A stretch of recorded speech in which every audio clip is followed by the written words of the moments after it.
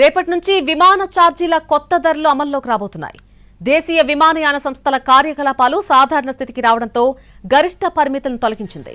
Market డిమాండ్కు అనుగుణంగా విమానయాన సంస్థలు తమ ఛార్జీలను నిర్ణయించుకునే స్వేచ్ఛను పొందాయి.